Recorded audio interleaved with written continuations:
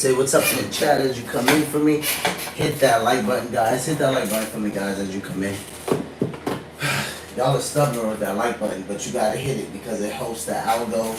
It does a lot for the video. It does a ton for the channel. So hit that like button for me as you come in. Got a couple clips we're gonna react to tonight, but without further ado, welcome to Cozy Corner TV, ladies and gentlemen. I am your host, Kieran Smith. Call me Q, and we are on the corner. What's up, everybody? So we're back at it. Welcome to the daily live stream. All right, let's go through the clips we got up first. You guys make sure that you're good. Make sure you're grounded, you're regulated. This stuff can be triggering, so make sure that you're good. If you're not, don't watch it yet. Come back if you are. Welcome to the live stream. So first up on the list, we got shout out to the Chris Cuomo project. Shout out to Chris Cuomo. He covered why this Texas Democrat is going viral. So this Texas Democrat happens to be James Talarico. We've reacted to him, I want to say probably like 2 or 3 times on the channel thus far. He seems like a cool guy, very much reserved, very well spoken, articulates himself well, says the right things. I like to call him pastor politician because I think it's an interesting mix. So we're going to take a look at James tonight on the Chris Cuomo project. We'll switch gears and go over to Bakari Sellers. Shout out to him, news anchor on CNN. Bakari covered Texas gerrymandering battle. Are Republicans trying to rig the 2026? Okay, so this is in reference to the the whole like seating chart being recounted or recalibrated, which was done in 2021, but President Trump is calling for it to be done again, which I believe in Texas will call the Republicans to win 5 seats, take 5 more seats than what they have currently, and I know the Democrats will lose. I think they're going to lose 5 or 3, something like that. They're either going to lose 3 and the Republicans will gain 3 and we'll get those 3 and gain 2. It's something of that sort. So because this is happening, a lot of people, including people of the likes of James Talarico, have come out and said, hey, we want to know why is this happening. We know that this usually happens in the beginning of the decade. Why is President Trump calling for it now? Which is why some of the Democrats have fled the state to not be on the floor just so certain legislation isn't passed. As the seat counting takes place, it's just a whole bunch of madness. So we'll take a look at that. We'll switch gears and go over to CBS News. They cover Trump slams Schumer over nominee confirmations. So we'll take a look at that. President Trump had something to say about some of the nominations based on Chuck Schumer's opinion. So we'll take a look at that. And then we'll go over to WCNC. Shout out to them. House committee issues subpoenas for Epstein files. Depositions with Clintons and other officials. So it looks like the Clintons are in a little bit of a hot water. Doesn't necessarily mean anything's going to happen. This whole Epstein thing where people are like, oh, you know, like Obama's going to get in trouble. They're going to get Obama. He's finally going to go to jail. Like I've said, we reacted to Ben Shapiro on the channel for a reason. I had us react to him for a reason because Ben covered it, I think, best. I watched a couple of people cover this, but he went over a lot of reasons why this stuff more than likely won't stick to former President Obama. And that's kind of what I wanted us to pay attention to. Because Ben Shapiro alluded to the fact that, hey, a lot of the times these news media outlets, mainstream especially, they're overselling. You know, they're saying this is going to happen and that's going to happen, when in fact these people probably don't know the law. They're not very informed, and just because of the president's executive powers that he holds as president, just a lot of this stuff, there's a good chance it probably won't stick to him. So nonetheless, we're going to cover that. Then we'll end the live stream with a clip from Clip Buell. Title of tonight is Doctors Are Mutilating Kids for Money. Alright, so let's jump into the first clip of the live stream. We got the Chris Cuomo project. Shout out to Chris Cuomo. He actually had James Talarico on this channel. Almond Murray, shout out to you. Honeybee Aaron, shout out to you. Thanks for stopping by, guys. Hit that like button while you're in the chat for me. Alright, let's jump to the first clip. James Talarico, good to see you again. Thanks for having me. So, state representatives are not usually a national focus, but you are. Why do you think you keep getting platformed nationally? And not just by my chunky self, but the likes of Joe Rogan and all kinds of TV and digital pursuits. Why do you think it is? What's resonating? Well, actually, you were one of the first national shows to reach out and have me on, so thank you for that. And I do think more attention needs to be put on state legislators, because this is where the real policymaking is happening across the country. A lot of our media, a lot of our politics is nationalized now, and I actually think that's unproductive and unhealthy. So I'm happy that a state rep is getting attention. But more broadly, I think that the Democratic Party has a real problem and needs to get outside of its comfort zone. And so the fact that I was willing to go on Joe Rogan's podcast, I've been on Fox News, I've been on the Christian Broadcasting Network, meeting people where they're at and having sometimes uncomfortable conversations with people who aren't in the Democratic coalition. That, I think, is what the party needs now more than ever. And I think that's what the attention exposes, is a hunger for people who will meet people where they're at and convey a message directly to those listeners and those viewers. Some of it was the course correction that you provide to Christians. I think that was one of the things that made you appealing. Originally, the media was probably hoping that you were just a self-hating Christian, because very often we like to market people who bash their own faith, but that's not what it is. You have taken upon yourself as a divinity student, so obviously the theology is very important to you beyond the dogma, to talk to Christians about the hypocrisy of saying you believe it but not living it. Where does that come from, and how has it been received in and around Austin, Texas, where you serve? Yeah, it's been interesting because some folks have called me a progressive Christian, and I understand what they mean because, politically, or when it comes to policy, I do have progressive views. But in some ways, I consider myself a conservative Christian because, I believe in the authority of Scripture. I believe in Christian doctrines, and so from a theological perspective, I'm pretty conservative. I take a lot of inspiration from the late Pope Francis. Now, I don't want anybody to be confused. James is talking a good game here. And I'm not taking away from his relationship with Jesus or God or anything like that. But I'm just going to tell you guys right now, full disclaimer, he's going to say some conflicting things. He's going to say that he believes in biblical doctrine and things like that, but then he's also going to say that he's pro-abortion to some extent.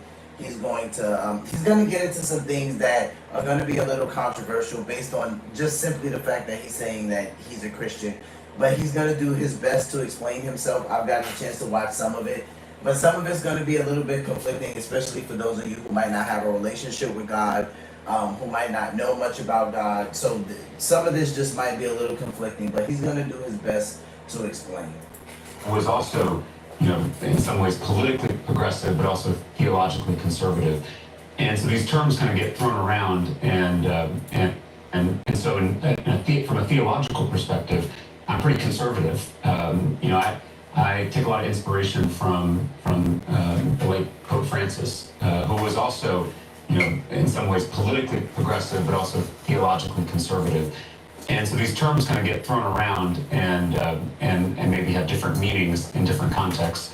But I've gotten so many messages over the last week in particular, since that Rogan interview, from people all over the state, all over the country, and some people from different countries who have sent me really personal messages about their own faith journeys and their discomfort with how religion has been used in recent years, recent decades, to hurt a lot of people. And they're thankful that someone is providing a different perspective. Even if they don't agree with me on every issue, I think they're grateful someone is pushing back against some of the folks who are twisting our religion and using it to protect their own power and their own wealth.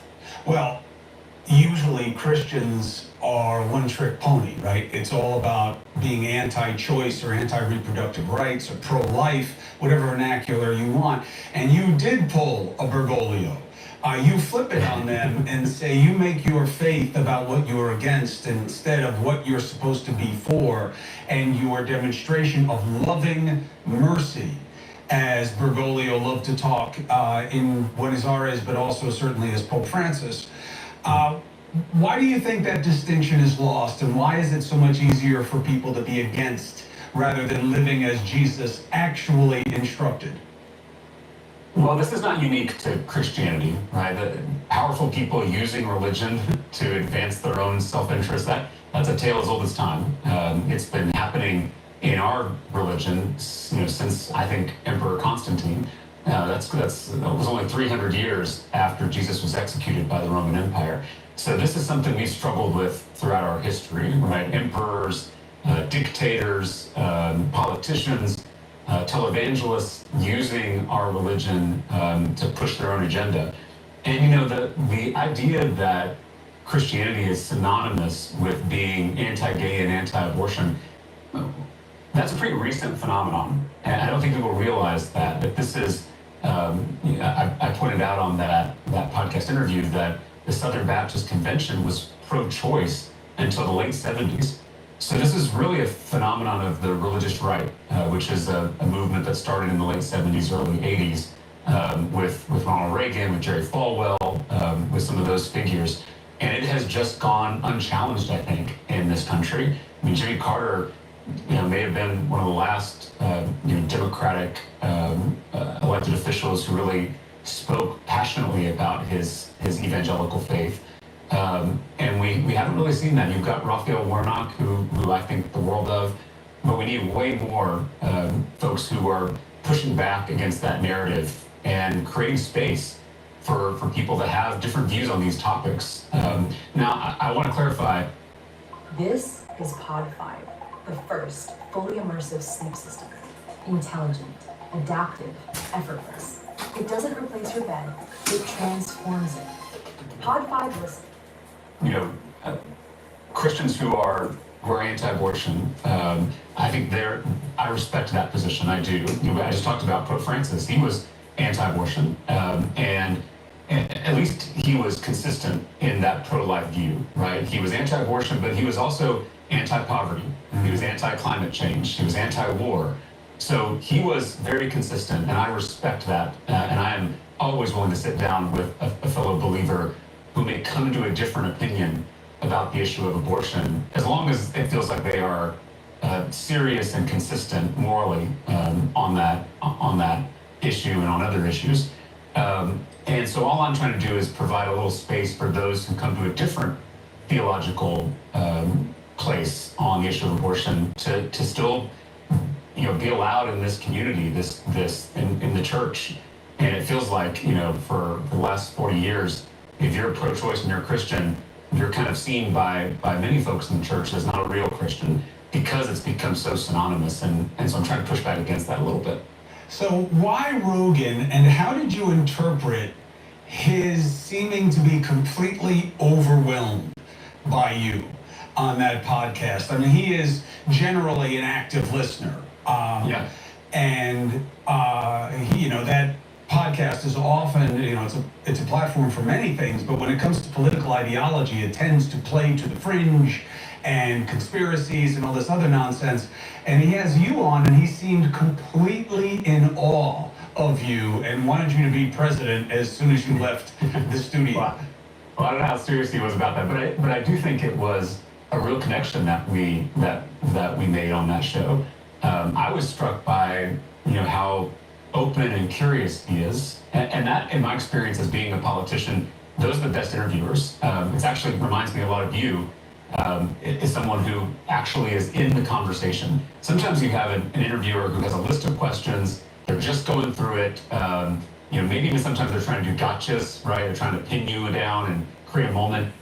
But the best interviewers are people who are genuinely curious about who you are, where you come from, how you're thinking about these things. It feels like a real human conversation that you would have with a friend or a family member or at a bar.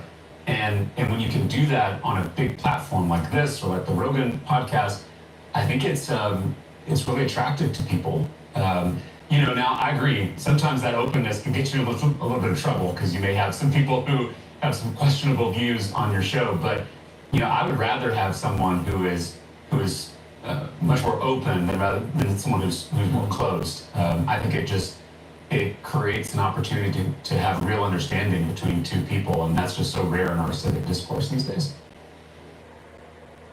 Support comes from Mando. Gotta tell you something. I sweat like a farm animal. Mando works. Okay?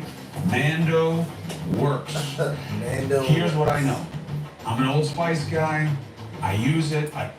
And one is because I believe.com. Please support the Chris Cuomo Project. Tell them Cuomo sent you.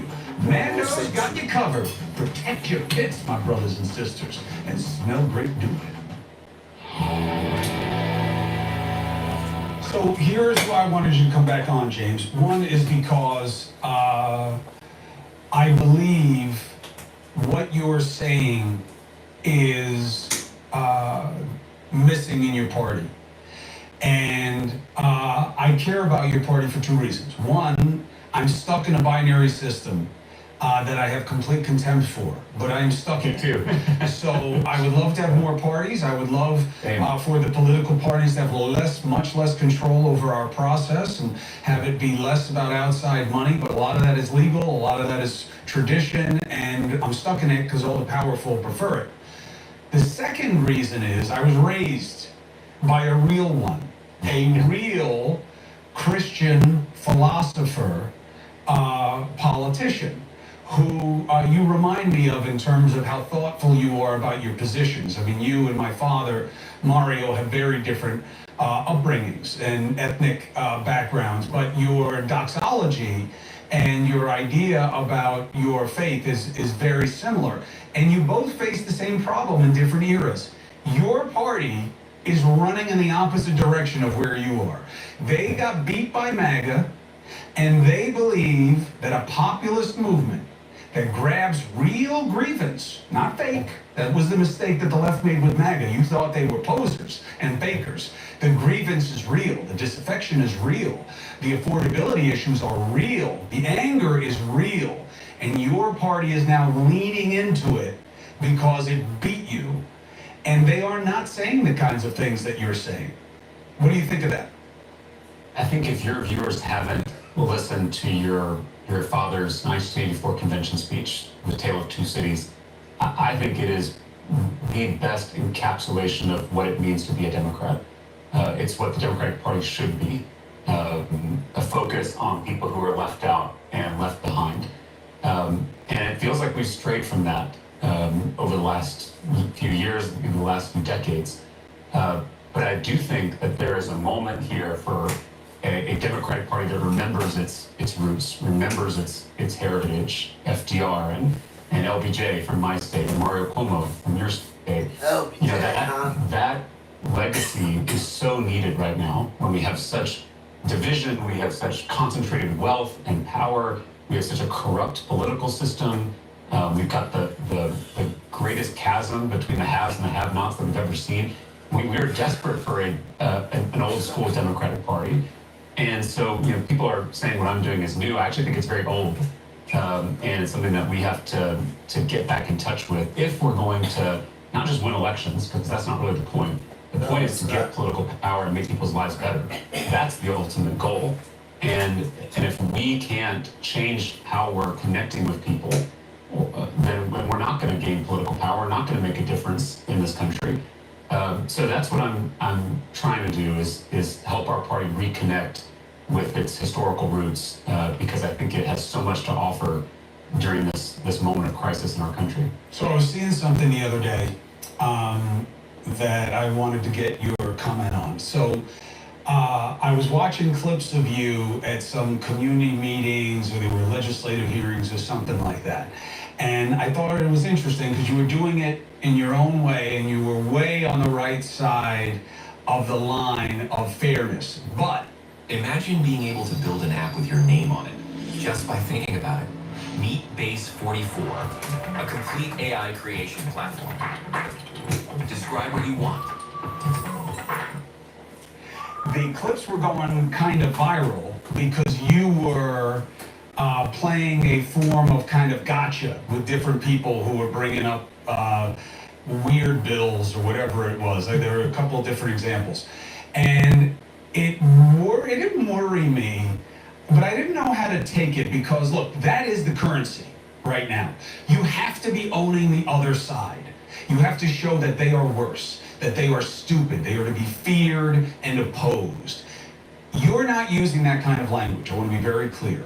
But I did feel that you were, I worry about the same thing with Buttigieg. You're very bright. You're very articulate. You know what you're talking about better than most people you deal with because you take the time to think and prepare. But there is a risk that you use it as a sword in politics, and it will be well received, and it is. The clips are doing very, very well. But is there something you have to be careful about in that? Yes. I'm so thankful you asked about this because this is something I think about constantly. I think the difference that I try to focus on is the difference between owning an idea or a bad bill versus owning a person.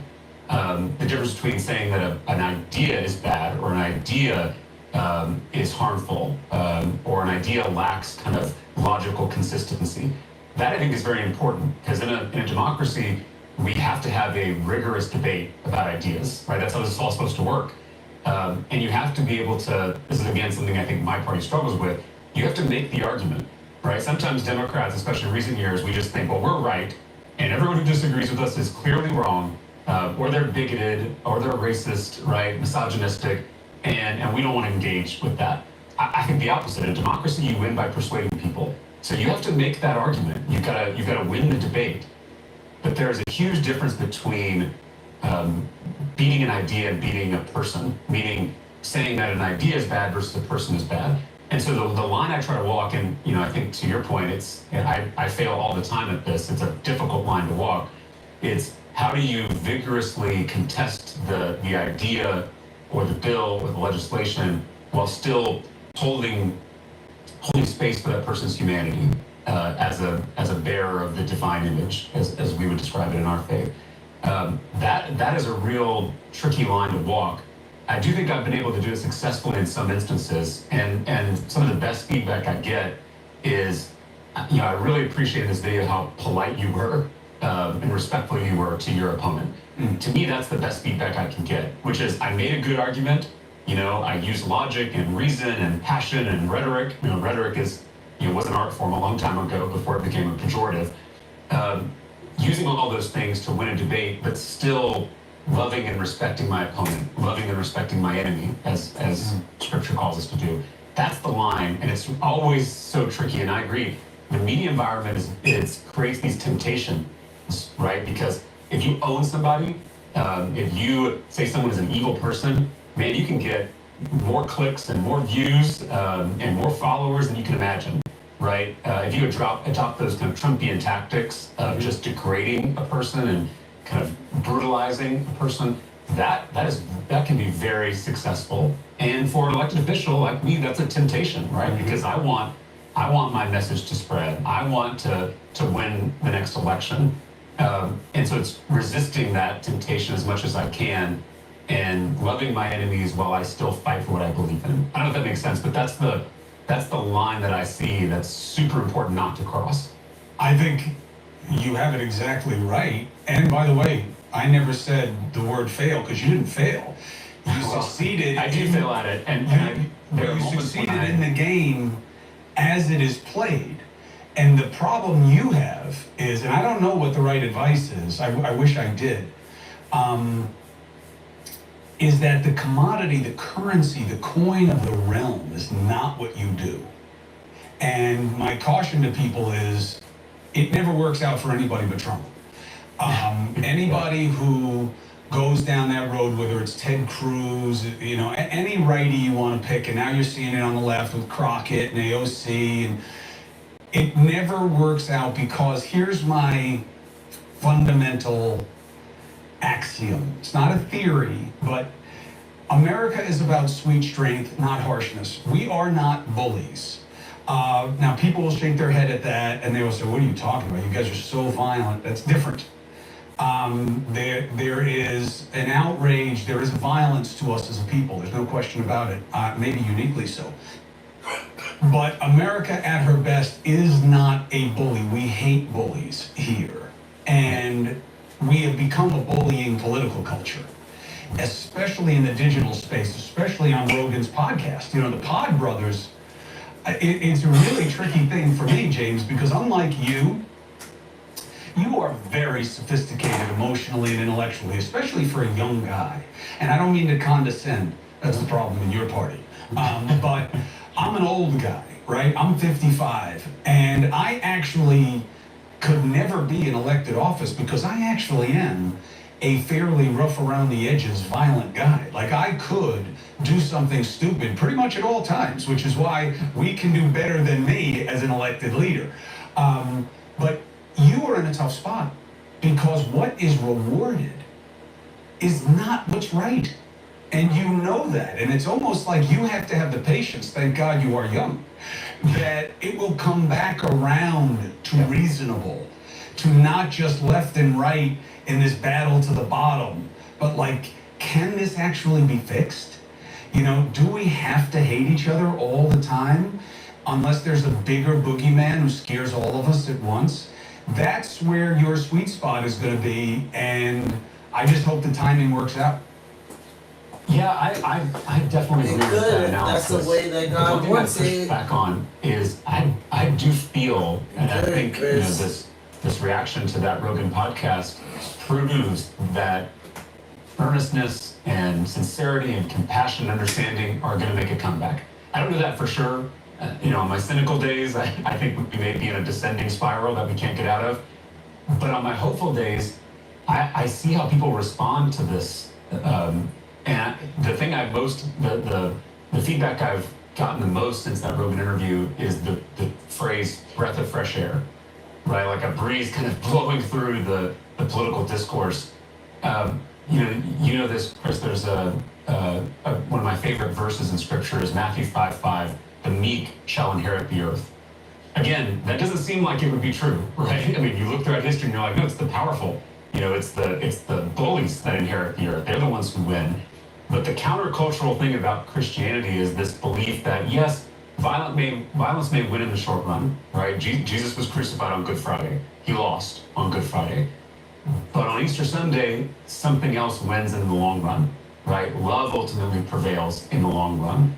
And that's you can see that in nature, right? The wind takes out the mountain in the long run. The water takes out the rock in the long run, even though it's softer. But over time, it is more powerful.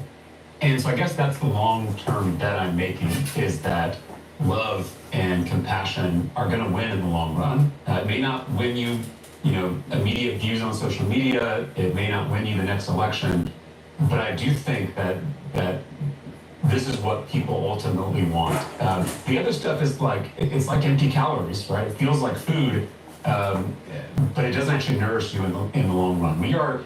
I do believe that we are made by love for love, as children of God, and so I do think it's where our heart longs to be at the end of the day, even if we do, trip on the way there. So that's just that. Again, that's faith. I have nothing to prove that. It is a leap of faith, but I don't know. I think people may be ready for it again. It may make a comeback. Support comes from Shopify. Now, Shopify is real. Now, what's funny is that James probably got his highest likes on a comment that somebody repeated that part. I think someone quoted it as compassion. Compassion is going to make a comeback. Thank you, James Talarico, for who you are. So the guy got a lot of great positive feedback on this. I didn't want to play the whole thing. You guys can go over to Chris's channel and give him his due views on his hard worked video. So he earned those views. But I did want to play because I thought it was a great episode. And his Joe Rogan episode, you guys should go watch that. I forgot where the views are at right now. Let me double check.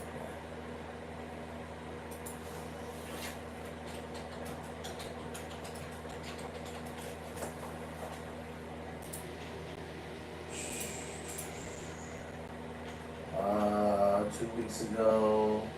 Okay, so far he is at 898K, and I mean, that's pretty good for someone who's just at the state level. So he's definitely getting what Chris Cuomo will call is nationwide attention. And I would say so. I've seen him on a couple of podcasts and platforms so far.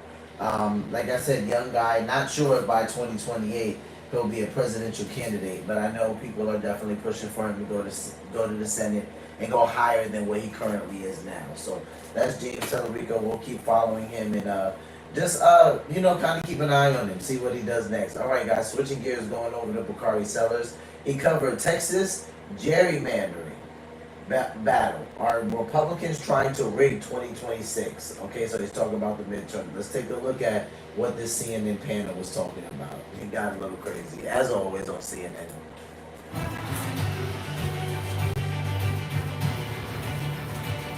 All right, good evening. I'm John Berman in New York, in for Abby Phillip. Let's get right to what America is talking about, political war. So say liberals across the nation, as Texas orders the arrests of Democrats who fled the state in protest over Republicans moving to redraw its political map mid-decade, which is extremely rare, allowing for possible elimination of 5 Democratic seats.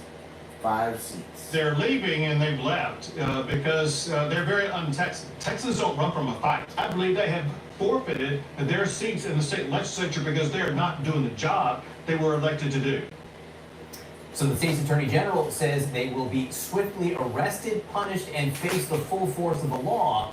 But for Democratic governors from some of the biggest states in the country, this means the gloves are off. All's fair in love and war. That's why I'm exploring with our leaders every option to redraw our state congressional lines as soon as possible. All bets are off when the cult leader and would-be dictator of the United States tells Texas to midstream change the game when they know that they're going to lose in 2026. All bets are off. Everything's got to be on the table. This is existential. This is real life. Everything's on the line here. It's not a gross exaggeration. I feel that in my bones. We're looking at 3 or 4 different pathways as it relates to the when and the how. All right, joining us in our 5th seat at the table, journalist and historian Garrett Graff. He's the director of cyber initiatives at the Aspen Institute Digital and the author of The Devil Reached Toward the Sky. I'm holding a copy in my hands. I can't wait to read it as soon as this show is over. Garrett, what's going on? What's going on in Texas? Who's doing what to whom in Texas here?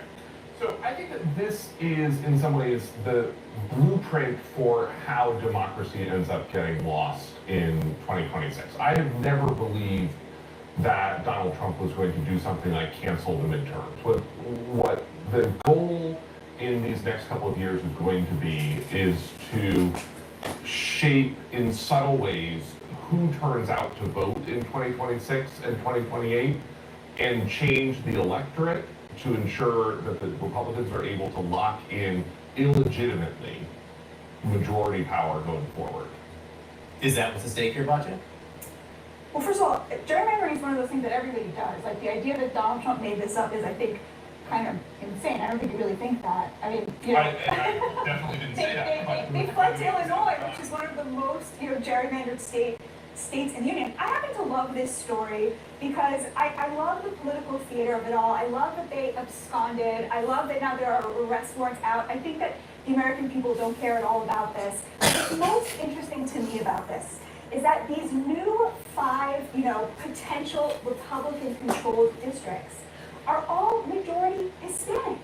The Republicans are leaning into the victories that Trump had with Hispanic voters in 2024 and saying, hey, we're going to bet on ourselves, we're going to bet that we're going to keep these voters, and we're going to try to get them into our coalition via these districts. And it's amazing to me that the Democrats, instead of fighting for those voters, are just kind of running away and ceding the point that these Republican districts full of Hispanics are now going to go for Republicans eternally. Okay. Yeah, that ain't what happened. So, I think that was a great bastion of talking points, but that's not really what's happening. Gerrymandering, to your point, is as American as apple pie.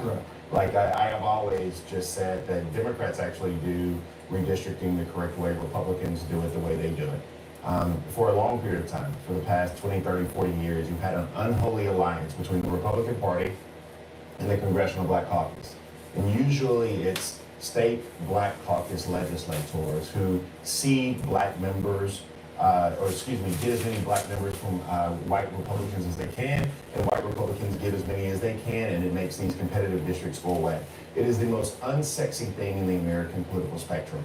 That's what happens. And when that occurs, you have these districts that are 30, 40, 45, 55% African American, and you have these districts that are overwhelmingly white Republican districts, and you cannot, it's only one in a primary. But nobody's drawing lines based on race and ethnicity anymore. Let's be honest. We have AI. We have AI, and just let me talk for a second. Okay? Nothing you just said was right. I didn't say anything because you're interrupting me. Okay? There's a law in Texas, and there's a law in most states that allows the House to physically compel people to be present for votes.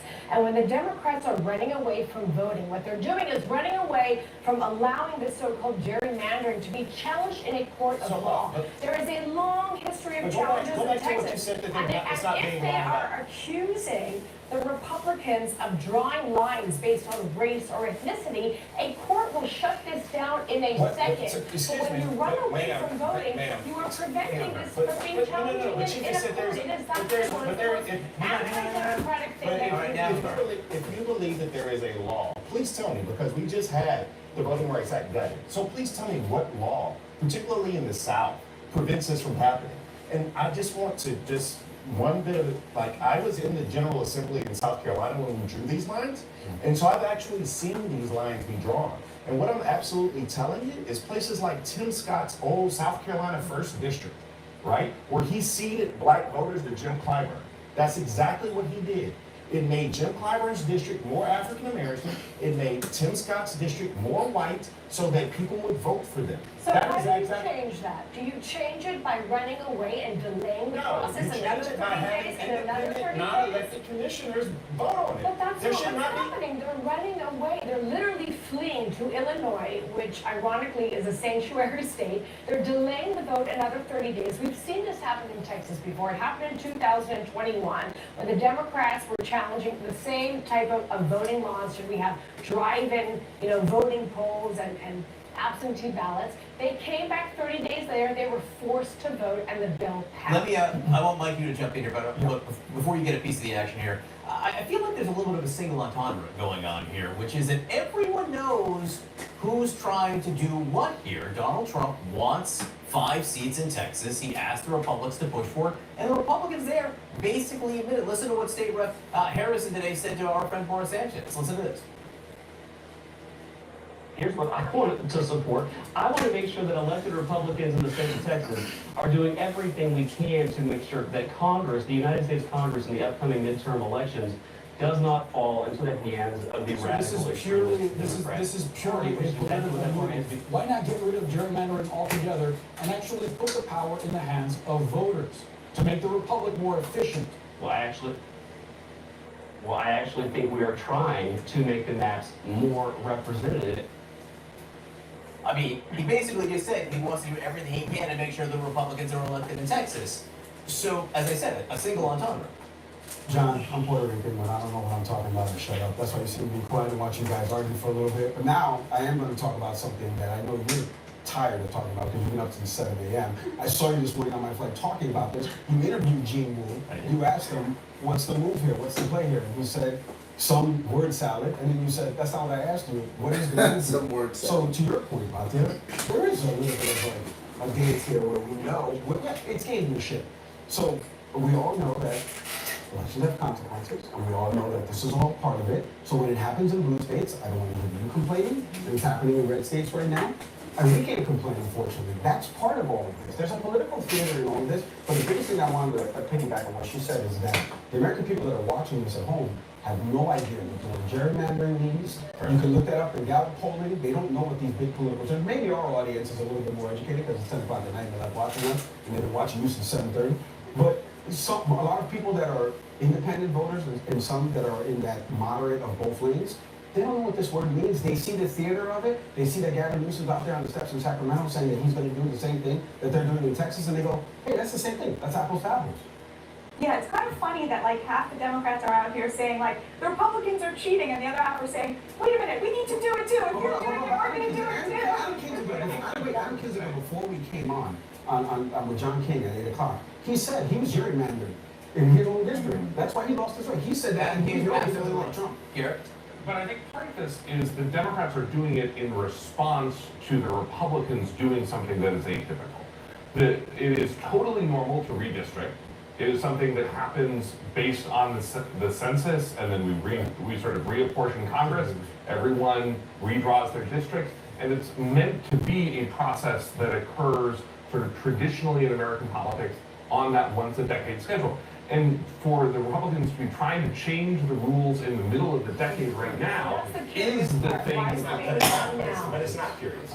And so let me just say this. If Republicans were going to march to a sweep in 2026, would you be trying to realign districts today? The answer is no. And so yes, the answer is if you can't win the game as it's played right now, you just rig it, right? And so that's what's happening before our eyes. And I think that is what, I get it. American public may not understand gerrymandering, right? They may not understand the word, they may not grasp how it's done every 10 years or how it's done. But what they do realize is that the economy sucks. 11 million people are getting kicked off Medicaid. The things that the competency and consistency that they had previously is not there anymore. And Republicans are losing, so now they're changing the game. All right, we're going to take a quick break. Garrett Graff, thank you so much for joining us. This is the book that we do, in fact, look forward to reading. Thank you very much. Oh, it's a pop-up. It's a pop-up. Oh, that's good for me. All right, next, Israel on the verge of a full takeover of Gaza as pressure mounts over the starvation crisis. Another special guest joins us at the table at this perilous moment. Plus, Donald Trump's mega bill is now going to be more expensive than previously thought as he begins to fire the messengers about numbers he doesn't like. I just wanted to see what they were going to say about Israel and Gaza and then that bill real quick. You know, Bakari always gets pretty festive sometimes when he gets worked up. He feels like they're trying to rig it. You know, he's not the only person that feels like that in his defense. There are other people that feel like that. I have seen it mainly on the liberal side, I will say. But yeah, there are people that feel like that. There are people that are like, hey, you know, why? James Talarico was one of those people. He asked why, you know, we normally do this in the beginning of the decade. So why is it being done in the middle of the decade again? I thought that he brought up a decent claim. You know, he didn't necessarily accuse anybody of anyone. He just said it's normally done at one point in time. It was done in 2021. So why is it being done again in 2025? I actually thought it was a decent question to ask. So we're going to switch gears right now. We're going to go over to CBS News. Shout out to them. They covered Trump slams Schumer over nominee confirmations. All right, let's take a listen. President Trump is slamming Senate Democrats, accusing them of stalling some of his nominees. Democrats want frozen funding released before they vote on some of the key confirmations. President Trump, taking to Truth Social over the weekend, he wrote all of this, saying the move was egregious. He also took aim at Senate Minority Leader Chuck Schumer, and I'm quoting directly here, telling him to go to hell. But Leader Schumer says it was the president who threw a wrench into foreign aid negotiations. Listen. Okay, so this is a pretty big post from President Trump on Truth Social, but just because it's him, I'm going to read it. It says, Senator crying Chuck Schumer is demanding over $1 billion in order to approve a small number of our highly qualified nominees who should right now be helping to run our country. This demand is egregious and unprecedented and would be embarrassing to the Republican Party if it were accepted. It is political extortion by any other name. Tell Schumer, who was under tremendous political pressure from within his own party, the radical left lunatics, to go to hell. Do not accept the offer. Go home and explain to your constituents what bad people the Democrats are and what a great job the Republicans are doing and have done for our country. Have a great recess and make America great again. Oh man, that's President Trump for you. Bottom line is, we were getting close on a whole lot of issues, and Donald Trump just pulled the rug out from under people. CBS News congressional correspondent Caitlin Hugh-Burns has more of her reporting to share with us this morning. CHB, good morning to you. Let's first explain for our viewers how common this type of negotiating is between the White House and the Senate when it comes to confirmations, and why the president is slamming the Democratic leader over this one specifically. Hey, Errol, it's great to see you. Yeah, nobody is getting along, it seems, these days. There has been a major breakdown of decorum. Let me just kind of walk you through what's happening here. The president, the administration has a bunch of nominees for various administrative positions that they need the Senate to confirm. Upwards of 70 of them are kind of stalled out in the Senate right now. Traditionally, the opposing party tries to slow walk some of them, but typically they also allow many of them to get through because it is the president's prerogative to have his nominees. And so a lot of times what you'll see is the opposing party will let some of these nominees go through not having to go through the process of a roll call vote, essentially saying, look, you can let these guys go forward, we won't go through all of the procedural hurdles. And that's not what's happening here. Democrats have been slow walking these nominees because they have very little leverage being in the minority, and they're trying to use it. And they're using it on every nominee. That means most nominees have to go through all of the procedural hurdles in order to get a vote. So it has been a long process to get a lot of these nominees confirmed. As you can imagine, the president is very upset about this. Leader John Thune, the Republican leader, is very upset about this. And Schumer had essentially said, look, we can make a deal if you release some of this funding for NIH and world programs, foreign aid programs. They were not able to reach a deal, so the Senate went home, confirming about a dozen nominees, but they still have a lot more to get through. Here's the key, Errol. I know a lot of this is kind of procedural jargon, and many people may say, okay, who really cares here? But this breakdown of decorum could hit a tipping point when they come back in the fall after their recess, because Republicans have been saying, look, we could change the rules to get some of these nominees through. When the opposing parties in the majority, they may feel differently. Yeah, it's like get along now so that folks don't change the rules of the road later. And we should also note, Republicans did the same when there's a Democrat sitting in the White House as well. It's the frustration over Washington to some degree. But I want to ask you about some other information that's new this morning, because Senator Schumer and House Minority Leader Hakeem Jeffries are now pushing for what they describe as a big fall meeting to discuss appropriations. Explain why that's important. Well, Errol, I don't want to burst anybody's summer bubble. I know we're still kind of enjoying this August time, but when Congress comes back in September, they've got to figure out a way to fund the government. The government will run out of money at the end of September, and there is not any path forward right now to make sure that doesn't happen. We've been in this situation many times before because Congress has not been able to pass kind of regular appropriations, regular funding bills. And so we are again in this position where they have to figure out what to do to keep the government open by that deadline at the end of the fiscal year. So what the leaders are proposing are to kind of get this moving forward. But as we just discussed, nobody is getting along. There are a lot of sticking points here, and the minority wants to use what little leverage it has to exert some kind of pressure. So bottom line, Errol, a lot to look forward to in September when they all come back. Maybe they'll get refreshed over this recess. You hope so, but it's a great point, CHB, about why the American people, the public, needs Democrats and Republicans to get along at least to get the business of the country done. We appreciate your update from our DC Bureau. Thank you. There we go again, same old, same old. Every couple of months we got them talking about money running out. Oh boy, here we go. Well, recess, 30 days they have. So we'll see what happens. We'll cover that, we'll follow that, and see when we come back if anything looks any different, any better, any worse. Oh Lord, hopefully it doesn't look any worse. Let's pray about that. Alright, then we're going to switch gears and go to WCNC. House Committee issues subpoenas for Epstein files. Oh boy. Depositions with Clintons and other officials. Let's take a listen. Lawmakers in Congress tonight are pushing for more information in the Jeffrey Epstein files. Just hours ago, members of the House issued subpoenas to former President Clinton and a number of other Democrat and Republican leaders. President Trump has tried to get past the call to release the Epstein files. The members of his own party are still demanding transparency. NBC's Monica Alba has the latest details from Washington. President Trump considering more White House renovations, walking along the West Wing roof today. While on Capitol Hill, lawmakers still focused on the files of convicted sex offender Jeffrey Epstein. The House Oversight Committee issued subpoenas to former President Bill Clinton, former Secretary of State Hilary Clinton, and several former top Justice Department officials in both Democratic and Republican administrations to testify before the Committee on Epstein. And it's an interesting... Epstein.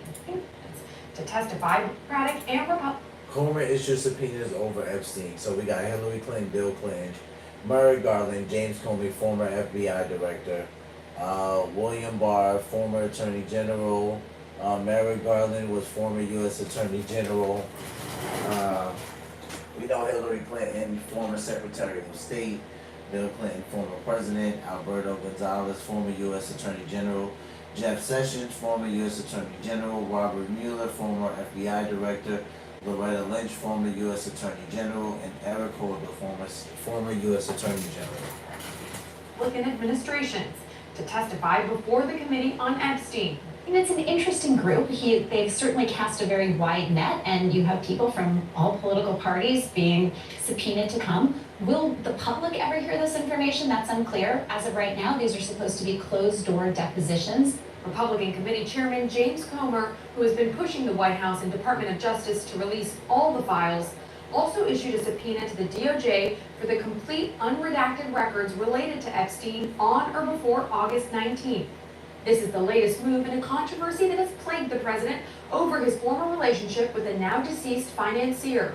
NBC News has learned the DOJ is now considering releasing a transcript of the interview Deputy Attorney General Todd Blanche, the president's former lawyer, did with Epstein accomplice Ghislaine Maxwell. She's convicted of sex trafficking young girls. And last week, she was moved from a low-security federal prison to a less secure prison camp. For weeks, President Trump has claimed the issue is a hoax, blaming Democrats and trying to move on. And late this afternoon, lawyers for Ghislaine Maxwell opposed the government's efforts to unseal grand jury transcripts in the Epstein case. Her lawyers say that because she's appealing her conviction, Maxwell has no choice but to oppose the government's request. Monica Alba, NBC News, Washington. Man, so it looks like they're calling on a couple of people to go make some type of testimony in front of the committee. So we know how out of pocket the committee could be. So we're just gonna see how that is. If they're gonna, I don't know if they're gonna live stream that. If they will, I'll definitely do my best to catch it. If they don't, we'll definitely run it back on the day when we go live stream for the daily, and we'll just play some of it and see how it went. But yeah, that's going to be an interesting one. All right, guys. So moving to the last clip of the live stream. Shout out to Clip, your YouTube content creator that focuses on Christian content. Try to end a live stream with a clip from Cliff every night. If not Cliff, another YouTube content creator that is a Christian or focuses on Christian content. Tonight's title is Doctors Are Manipulating Kids for Money. Doctors are manipulating kids for money. Let's take a listen. This is what happens when doctors don't care that you're a mentally unstable middle schooler and just want a paycheck. Watch this. When I tried to warn others by leaving honest reviews on my surgeon's websites, describing my regret, the complications, the lack of real informed consent, my reviews were deleted. Think about that. A surgeon permanently altered my healthy body when I was a middle school student, and then erased my negative feedback to protect his reputation. If that doesn't sound like fraud, I don't know what does. This is what happened.